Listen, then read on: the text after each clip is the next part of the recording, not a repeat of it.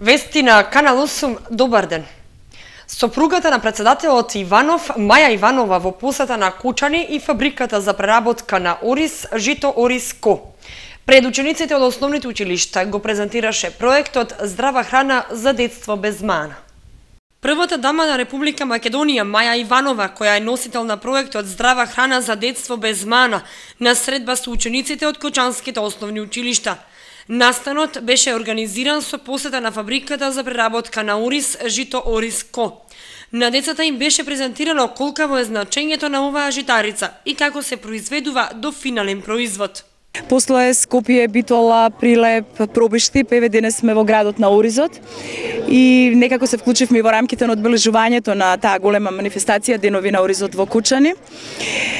Мене ми е навистина драго што оваа идеја веќе прераснува не само вака преку вакви организирање на вакви настани, туку веќе ја поддржаа сите оние што навистина треба да ја поддржат, тоа се институциите, тоа се градинките, школите и драго ми е што оваа манифестација, оваа кампања, така да ја наречам, ќе добие на голема тежина ако не остане само на едни вакви символични организирања на вакви настани по школите, по детските градинки или еве како што е денес посетата на фабриката за обработка на ориз, туку таа ќе ја препознаат сите, затоа што оваа кампања е за идните поколенија, да имаме здрава младина, здрави деца, затоа што здравата иднина е фактички преку здрави поколенија.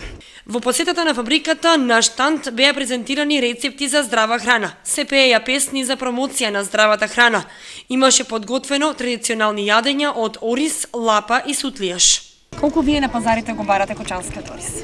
Секогаш, препознатлив е оризот, секогаш се бара од Кочани. Така да и многу консумираме како семејство, го сакаме оризот. Караванот Здрава храна за детство без мана во организација со невладината ОХО продолжува и понатаму низ градовите во државата. Во рамки на проектот, децата посетуваат овошни и зеленчукови градини, се запознаваат со начинот на растење на зеленчукот и овошјето. Целта на кампањата е децата да се хранат здраво, а со тоа да се создаваат здрави поколенија кои се иднината на државата. Со сослушување на четворица сведоци во Основниот суд се одржа продолжението од претресот против поранешниот командир на Кочанската полиција Ванчо Тодоровски и неговиот заменик Санде Стојменов. Двајцата одговараат по кривичното обвинение за примање подкуп, изнудување и злоупотреба на службената должност. Без поголеми пресврати во изведувањето на доказната постапка продолжи главниот судски претрес против поранешните први луѓе на Кочанската полициска станица. Иако беа поканети повеќемина сведоци, на 10-тото продолжение од претресот во судницата на Основниот суд во Кочани се појавија само четворица, односно по двајца полициски службеници и граѓански лица. Тие сведочеа во врска со обвинението против поранешниот командир Ванчо Тодоровски и неговиот заменик Санде Стојменов дека двајцата ја злоупотребувале службената должност и се мешале во работењето на своите подредени.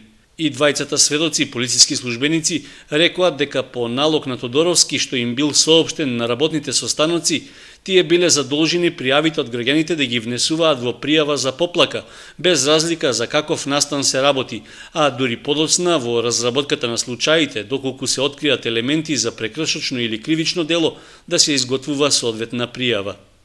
Едно од граѓанските лица кое се појави во улога на сведок рече дека повеќе пати во полицијата пријавувало малтретирање и физички напади од трети лица, но резултат од пријавите воопшто немало.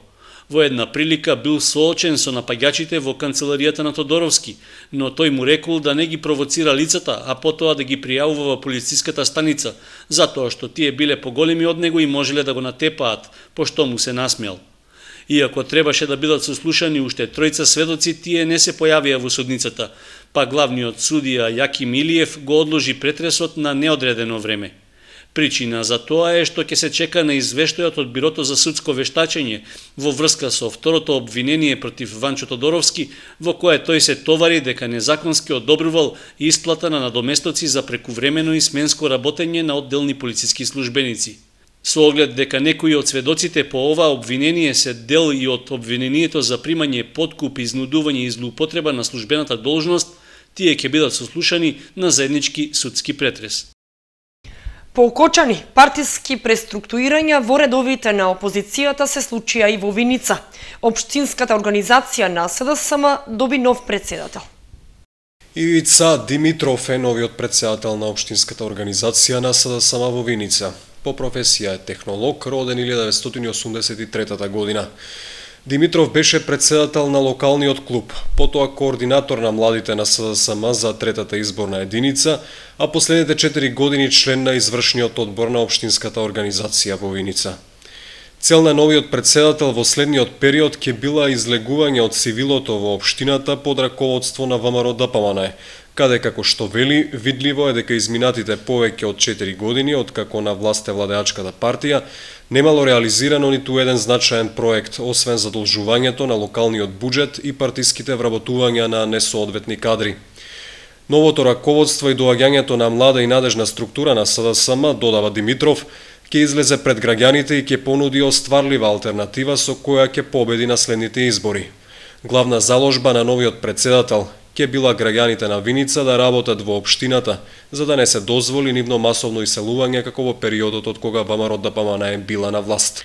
Димитров ветува дека ќе го подобри стопанството во општината со тоа што ќе дозволеле отворање на нови фирми, а не како досега да не се отвори ниту еден нов капацитет, а камоли како што рече да влезе странска инвестиција.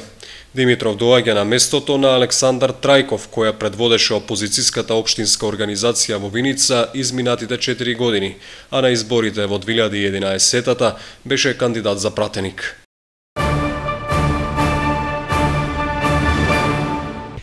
Само 7 од 600 родители ја поддржаа иницијативата за двосменско работење на градинката. Работењето во 2 смени е економски неоправдано со тоа што повлекува ангажирање на дополнителен кадар задолжен за нормално работење на установата, потенцираат од Кочанската градинка. Само 7 од 600 родители биле заинтересирани за воведување втора смена во детската градинка Павлина Велјанова во Кочани, покажала спроведената анкета. Од градинката велат дека заради малиот број на заинтересирани родители, како и заради непостоење економска оправданост, воведување на втора смена засега ќе нема. За тоа зборуваше и министерот Спасов на средбата со граѓаните при отворањето на детската градинка во село Трсино. Имаме неколку проекти кои што се во фаза на разработка со цел давање на дополнителни услуги и дополнително подобрување на услугите кои што ги даваат градинките. Се уште сме во фаза на анализи во однос на заинтересираноста на граѓаните, оценување на нивната заинтересираност. Дополнително во наредниот период ќе излеземе со конкретни предлог решенија кои што ќе бидат доставени до градинките, исто така и до родителите. Според вработените во градинката, воведувањето на двосменско работење подразбира и ангажирање дополнителен кадар, почнувајќи од воспитувачи и негователи, до готвач и други вработени задолжени за нормално работење на воспитно-образовната установа. Имаше иницијатива и за работење на градинката во сабота, но таква анкета во Кочани се уште не е спроведена. Родителите беа анкетирани за воведување на час по корективна гимнастика и англиски јазик, што се наплаќа дополнително по символична цена од 80 денари месечно. За ова, велат од градинката, скоро сите родители се изјаснија позитивно. Дабот кај село Бели и понатаму ќе остане во истата состојба што го снајде по пожарот предизвикан од ударот на И во наредниот период нема да се извршат санации на оштетувањата на дабот кај селото Бели. Стручните лица кои што може да го направат тоа се зафатени, па дрвото ќе продолжи само да се бори за да опстане. По случката од 4 јуни минатата година, кога гром удри во една од гранките и предизвика пожар, стеблото остана тешко оштетено, како закана да се исуши целото дрво. Иако членовите на црковниот одбор од манастирот Свети Илија и местното население повеќе пати реагираа дека неопходно е да се преземе нешто за да се заштити, конкретни мерки на терен немаше. Од општината велат дека презеле одредени активности и побарале помош од стручните институции. Известени се надлежните институции за конзервирање. За жал има само една таква екипа у Македонија и таа екипа сега работи на санација на Чинару во Охрид и не може да дојдат. Очекувам дека кога ќе завршат, ние сме наредни у наредната фаза, очекувам дека кога ќе завршат веднаш ќе дојдат кај нас и они ќе го завршат. Не смее некој што е неовластен да работи сам на своја рака. Членовите на црковниот одбор уште минатата година рекоа дека добиле сличен одговор, без конкретни известувања од Заводот за заштита на природните реткости, дали ќе се преземат мерки за санирање на последиците од пожарот. Иако било најавено дека треба да се направи увид за да се спречи пропагањето на дрвото, поради зафатеност на стручните лица, им било речено дека тоа не може да се направи.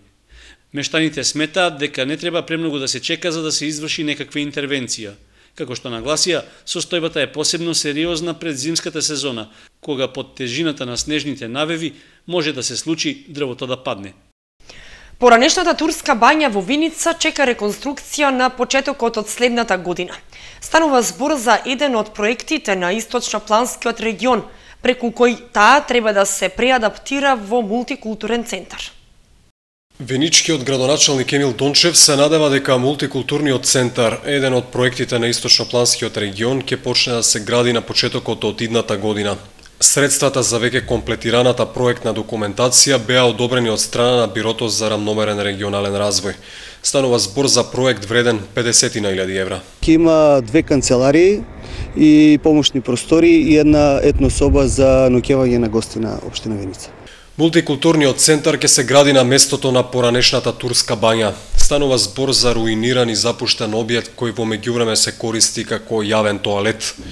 Бањата е лоцирана во централното градско подрачје на Виница, поточно во близина на градскиот пазар. На средување и оплеменување на овој простор повикаа и граѓаните, особено оние кои живеат во непосредна близина на бањата и се изложени на смрдеа. Покрај одобрените проекти на источнопланскиот регион, реконструкцијата на турската бања во Виница беше еден од проектите кој беше позитивно оценет од страна на Бирото за рамномерен регионален развој, но поради ребалансот на државниот буџет и недостатокот на средства не можеше да се реализира. Излевање на фекалната канализација, неквалитетна и нефилтрирана вода за пиење, дотраени и стари патишта со дупки, се најчестите проблеми со кои секојдневно се соочуваат жителите на село Трстино, Виничко. Бараат помош од надлежните за можно решавање на истите. Жителите на село Трстино мака мачат со фекалната канализација која за време на дожд се излева и се шири неподнослива смрдеа, а често има и поплавени дворови и подруми. Во моментов се работи на поправање на тој проблем, кој со години наназад се провлекува во селото. Имаме проблем и работиме на решавање на проблемот за фекалната канализација. Имаме проект направено, одобрени средства од инвестициона банка и во скоро време, во најбрзо време, очекуваме Министерството за транспорт и врски да распише тендер за да се изведе постапката. Друг проблем на жителите на село Трстино е квалитетот на водата за пиење. Истата бактериолошки е исправна, само не е филтрирана. Имаме направено проект со локалната самоуправа, проектот е во завршна фаза, се барат средства за изградба на исто така филтерот за водата за пиење. Не се ова единствените проблеми со кои се соочуваат овие жители. Бараат да се направи регионалниот пат Виница-Делчево, што поминува покрај селото. Станува збор за стар дотраен пат со дупки кои постојано се крпат, но тоа не е решение. Бараат негова целосна реконструкција. Деновиве селото Трстино доби градинка за згрижување и воспитување на децата од предучилишна возраст. Пред една година се отвори амбуланта со која работи докторка и медицинска сестра, кои покриваат 5 дена во неделата по 8 работни часа. Селото има училиште за деца до 5 оделенија, а до 9 одат во соседното село Драгобраште. Црквата во селото Света Тројца надворешно е уредена. Останува внатрешното уредување, зашто мештаните бараат помош и финансии од сите хумани граѓани.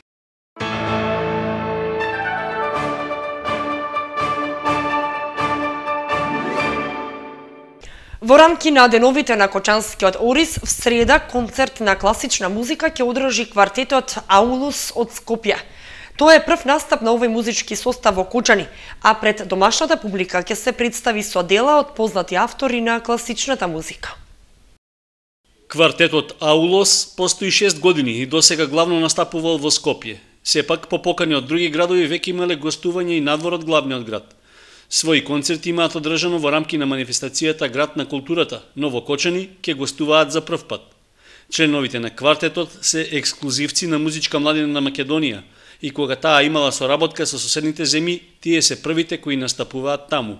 Еден од членовите на квартетот е и Ангелина Катмерова, професор по флейта од Кочани. На програмата за концертот за утре вечер. Имаме многу дела, значи опфатено од Бах, од Моцарт, меѓутоа имаме и македонски автори кои што специјално за нашиот квартет напиша дела.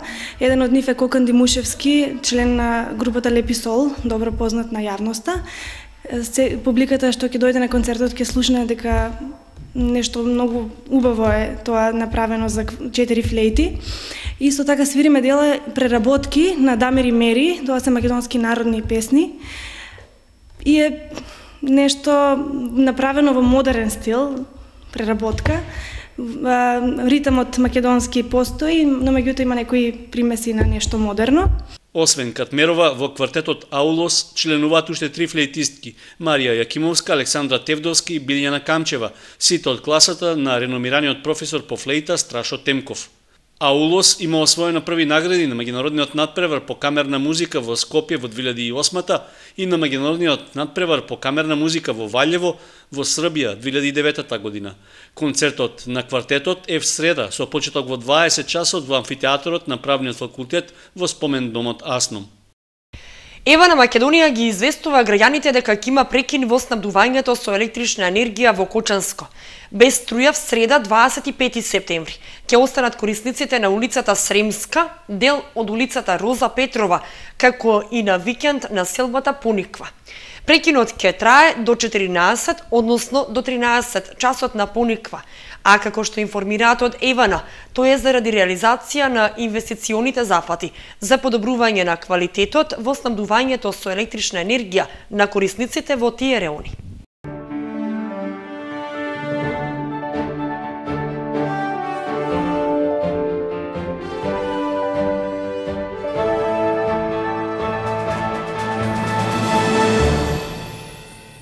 И информацијата од спортот. Почнаа детските фудбалски лиги. На стартот по една победа и еден пораз за локалните представници Кочани и Осогово. Одиграно правото коло во детските фудбалски лиги. Во генерацијата 1999-2000 Кочани забележа победа дома, додека Осогово загуби на гости. Кочани на Никола Мантов беше подобар од Рудар со 3:1, додека напредок го совлада Осогово со 6:2. Каменица Саса ја декласираше Зрновка со 9:0, а Делчево беше подобар од Слога со 3:0.